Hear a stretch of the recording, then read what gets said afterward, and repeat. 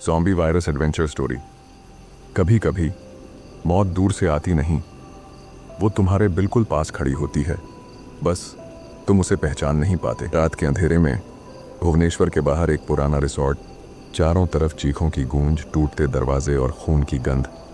एक लड़का, अर्नव, अपने सीने पर किसी को उठाए भाग रहा है। उसके कंधे पर पड़ी हुई है दीपिका, बेहोश, लेकिन उसके हाथ और गर्दन पर अजीब नीले काले दाग। पीछे से आती है वो आवाज़, इंसान जैसी नहीं, कुछ ज़्यादा ही भूखी। अर्नव और दीपिका एक ही कॉलेज में पढ़ते थे। ये उनकी कॉलेज की आखिरी ट्रिप थी और अर्नव ने तय किया था कि इसी ट्रिप पर वो दीपिका को प्रपोज करेगा। प्लान सीधा था, दिन में चिलिका लेक घूमना, शाम को जंगल सफारी और फिर लेक के किनारे बैठकर प्रपोजल। लेकिन ड्राइवर ने जाते समय चेतावनी दी, साहब, अंधेरा होने से पहले लौट आना, यहाँ रात को हवा में कुछ अजीब है। अर्नव ने इसे मजाक समझकर नजरअंदाज कर दिया। लेक के किनारे का नज़ारा अद्भुत था। सूरज डूब रहा था, आसमान लाल हो रहा था।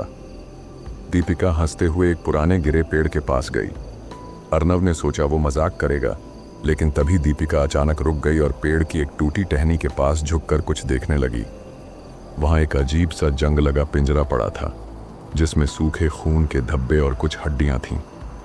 दीपिका उसे छूने लगी। तभी अर्नव ने उसका हाथ खींचा और प्रपोज कर दिया।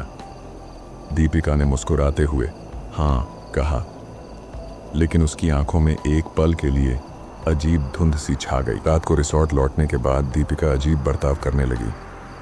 वो लगातार पानी पी रही थी, लेकिन उसका गला सूखा हुआ था।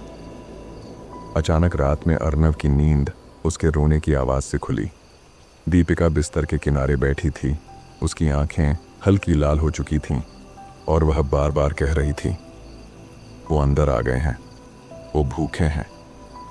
अर्नव ने लाइट ऑन की और उसके सामने खड़ी थी दीपिका, जिसके होंठों पर ताज़ा खून था और दरवाजे पर खरोंचों के निशान। रिसॉर्ट के बाहर से अजीब गुर्राने की आवाज़ें आ रही थीं।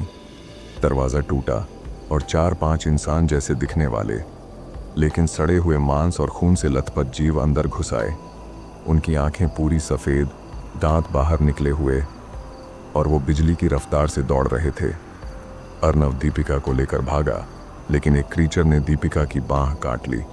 उसकी चीख रिसॉर्ट में गूंज उठी। किसी तरह मैनेजर और स्टाफ ने उन्हें नज़दीकी हॉस्पिटल पहुंचाया, लेकिन हॉस्पिटल का हाल और भी डरावना था। वहाँ पहले से दर्जनों मरीज बिस्तरों पर तड़प रहे थे। कुछ को बांधा गया था, कुछ अपने ही मांस को नोच रहे थे। एक डॉक्टर ने बताया, ये वायरस है, 1 हफ्ते पहले फैला है। जो भी संक्रमित होता है वो 12 घंटे में इंसान से कुछ और बन जाता है। अर्नव ने नीचे देखा, दीपिका के घाव से काला खून बह रहा था। डॉक्टर ने कहा कि अगर अर्नव सच में दीपिका से प्यार करता है तो उसे या तो अभी भाग जाना होगा या उसे हमेशा के लिए खो देना होगा।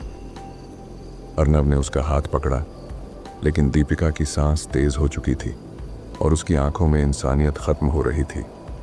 अचानक दीपिका ने अर्नव पर झपट्टा मारा। हॉस्पिटल की लाइट्स बंद हो गईं। गलियारे में दर्जनों कदमों की आवाज़ गूंजने लगी। अर्नव की चीख सुनाई दी और फिर सन्नाटा। सुबह जब राहत टीम वहां पहुंची तो हॉस्पिटल खाली था।